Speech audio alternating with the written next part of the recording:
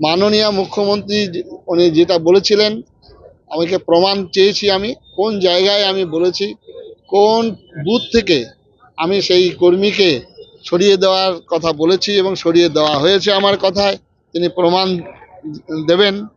আমার এখানে সমস্ত রাজনৈতিক দলের লোকের সঙ্গে আমার সম্পর্ক। ভারত সেবাশ্রম সংঘ জাতি, ধর্ম, বর্ণ, রাজনৈতিক দলমত নির্বিশেষে সবার আমরা সেবা করি।